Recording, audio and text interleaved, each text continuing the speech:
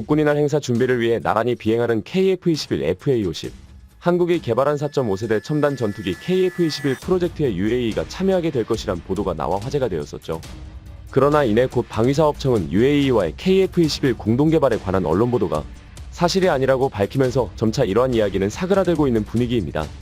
분담금을 미납하고 있는 인도네시아 대신 UAE가 새로운 파트너로 참여하게 된다면 경제적 어려움을 겪지 않고 순탄한 개발로 이어지기에 아쉬움이 묻어나는 것은 어쩔 수 없는 것 같습니다. 그러나 한국의 이러한 공식 발표에도 불구하고 UAE의 KF-21에 관심은 명백한 사실이라며 반박하고 있는 해외 매체들이 있어 눈길을 끌고 있는데요. 폴란드 군사매체 디펜스24의 마치에 이쇼파 기자는 한국 방위사업청은 UAE의 KF-21 프로그램 참여에 관한 보도가 사실무근이라고 하였지만, 그러나 지난주 디펜스24가 UAE로부터 전달받은 정보를 오히려 한국에 발표와는 달랐다라고 하였습니다. 즉 마치에 이쇼파 기자가 입수한 정보에 따르면 실질적으로 UAE의 KF-21 프로젝트 참여 의사 또는 적어도 관심은 분명하게 존재했다라는 것이죠. 또한 중국 관영 매체 더 펑파이는 UAE 국영방산기업 관계자의 발언을 통해 현재 UAE가 관심이 있는 것은 명백한 사실이라며 한국과 UAE가 다목적 수송기 공동개발 전략적 방위산업 협력과 함께 이어진 관심이라고 하였습니다. 이처럼 UAE가 KF-21 프로젝트에 참여하는 것이 공식화되거나 확정적인 것은 아니지만 여러 소스를 통해 지대한 관심을 가지고 있음은 분명해 보였습니다. 그렇다면 UAE는 왜 KF-21에 관심을 갖는 것일까요? 지난 9월 15일 미국 매체 포브스의 폴 아이돈 선임 기자는 UAE가 얻고자 하는 것을 줄 수 있는 국가는 현재 전 세계에 대한민국밖에 없다. 아부다비는 의심할 여지 없이 KF-21의 공동생산에 관심을 가질 것. 그러면서 한국은 관대한 협력을 꾸준히 입증해 온 국가로 한국의 실질적인 기술 이전을 통해 자국 방위 산업을 더욱 발전시킬 수 있다고 UAE는 판단하고 있다고 하였죠. 보도와 같이 UAE가 실제로 원하고 있는 것은 단순히 KF-21을 수입하는 것이 아니라 여기서 더 나아가 5, 6세대 전투기 개발 프로그램에 직접적으로 참여하는 것입니다. 이에 한국의 KF-21 블록 1부터 함께 참여해 5, 6세대인 블록 2와 블록 3 개발에 동참하고 싶어 한다는 것이죠. 그렇다면 왜 하필 한국일까요?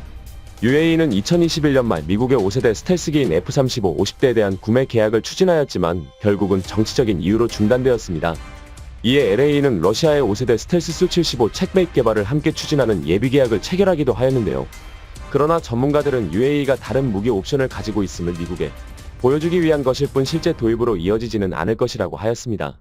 또 러시아의 우크라이나 침공 이후 체크메이트 프로젝트는 사실상 무기한 연기되기도 하였고요.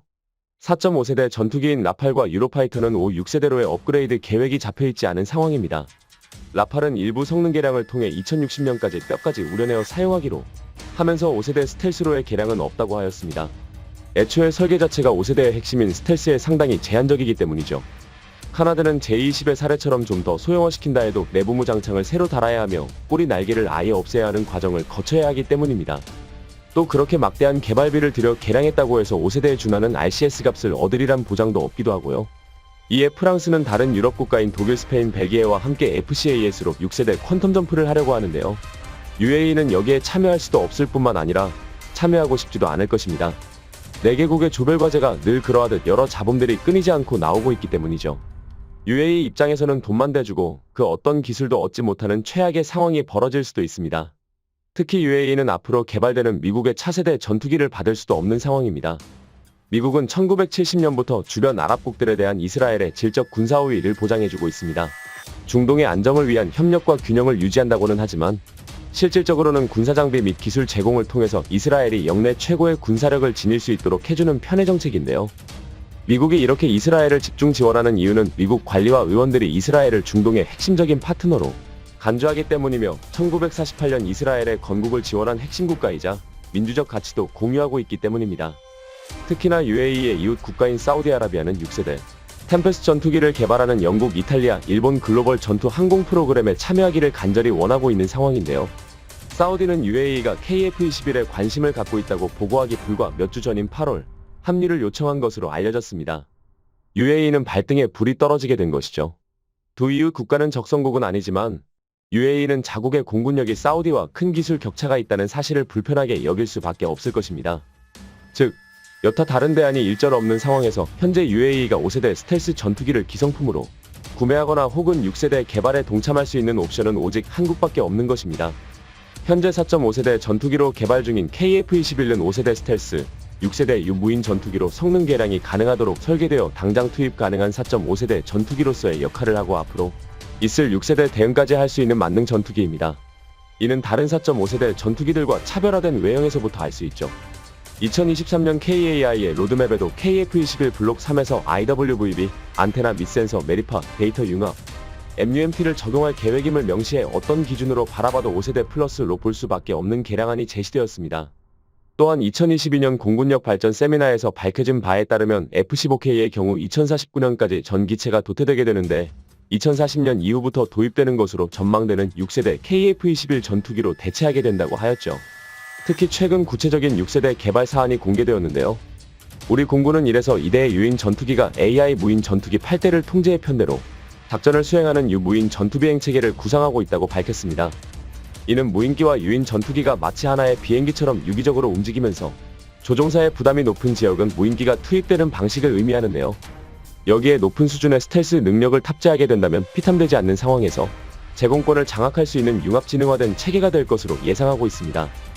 이를 위해 올해 공군은 유무인 전투 비행 체계와 인공지능을 결합한 키랩의 연구에도 착수했습니다. 키랩은 이루주 자산 이후 무인 전투 비행 체계 3작전사령부 사비행단을 연결하는 다층 다중의 광대역 네트워크 지휘 통제 체제로 6세대 전투기의 필수적인 역할을 담당하는 체계입니다. 특히나 한국은 스텔스 물질 분야에서도 세계 최고의 기술력을 지니고 있어 앞으로의 KF-21이 더욱 기대가 되고 있는데요.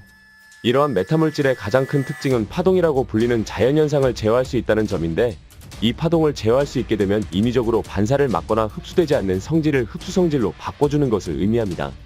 즉 스텔스 능력이 기하급수적으로 늘어난다는 것이죠. 김기출 파동연구단 연구팀장은 파동연구단이 만든 메타물질은 기존 스텔스보다 랩의 넓은 레이더 주파수에 전부 대응할 수 있도록 설계됐다며, 전파를 이 정도로 흡수하면 적 레이더의 전투기 크기가 훨씬 작게 나타나 하늘에 있는 새들과 구별할 수 없게 될 위치를 숨길 수 있다고 설명했습니다. 이학주 단장에 따르면 원천 기술에서 한국은 세계 최고의 기술력을 보유하고 있다고 하였는데요.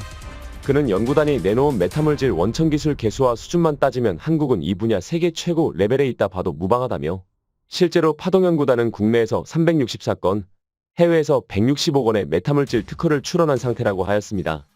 한편 한국의 KF-21이 긍정적인 향후 전망을 펼치고 있는 상황에 중국의 J-20은 다시 한번 큰 난관에 부딪힌 모양새입니다. 지난 8월 1일 더 디플로맷에 따르면 중국의 J-20이 또 다른 업그레이드를 진행한다라는 기사를 보도했는데요. 업그레이드면 더 좋아지는 것 아니냐 하실 수 있지만, 전문가들은 배치된 지 불과 5년밖에 되지 않는 J-20이 이처럼 잦은 개량을 한다는 것 자체가 곧 기체에 문제가 있음을 드러내는 꼴이라고 하였습니다.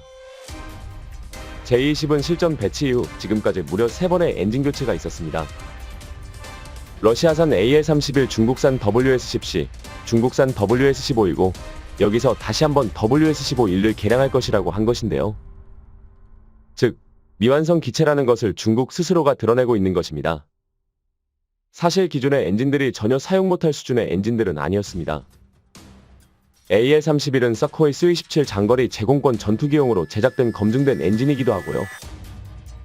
그런데 중국은 J-20의 엔진을 왜 자꾸 넘다 뺐다 하고 있냐, 문제는 J-20의 설계 자체가 잘못되었기 때문입니다. 중국은 기술 부족으로 인해 매우 무거운 기체를 만들어냈고, 여기에 고성능 엔진을 달지 못하면 J-20은 전투기로서의 작전을 수행할 역량이 매우 떨어지게 되는데요. 중국은 J-20을 설계하면서 고속 고고도 요격기 임무 수행을 지향하였습니다. 유사시 빠른 속도로 높은 고도까지 치고 올라가 에너지 우위를 점한 뒤 먼저 보고 먼저 쏘는 요격 특화형 전투기를 만들고자 했죠. 구소련 전투기들이 갖고 있는 장점을 J-20에도 투여하고 싶었던 것입니다. 그런데 여기서 더 나아가 서방 진영의 스텔스도 넣고 싶었던 중국인데요. 이 때문에 스텔스기임에도 불구하고 기체 형상을 고속에 중점을 둔 델타익 형상으로 만들며 델타익의 비행 안정성 부족 문제를 해결하기 위해 스텔스 성능에 엄청난 마이너스 요소인 카나드를 집어넣는 초유의 설계를 도입했습니다. 이것저것 좋다는 것 생각 없이 넘다 보면 어떻게 되는지 잘 보여주는 사례이죠. 애초에 설계부터가 잘못된 J-20은 동급 전투기 가운데 인면하중이 가장 뒤떨어지며 자체 중량은 17톤, 최대 이륙 중량은 37톤에 이르는 고고도 요격기로는 걸맞지 않는 무게를 지녔습니다. 즉, J-20은 현재 수준에서 무게를 대폭 감량하지 않는 이상 여타의 다른 전투기들보다 공중전에서 상당히 불리할 수밖에 없는 선천적인 문제를 안고 태어난 것입니다. 설계를 처음부터 싹 뜯어 고치거나 아니면 중량을 뛰어넘을 고성능의 엔진을 달거나 두 가지 방법밖에는 없으니 지금껏 4번이나 엔진을 넘다 뺐다 넣다 뺐다 그러고 있는 것이죠. 한마디로 시작부터 잘못된 기체를 가지고 죽은 자식 VX 만지는 게 지금 제20이다. 시청해주셔서 감사합니다. 영상이 도움이 되셨다면 구독과 좋아요 부탁드리며 다음에 더 유익한 영상으로 찾아뵙도록 하겠습니다. 항상 함께 해주시는 구독자 여러분 감사드립니다.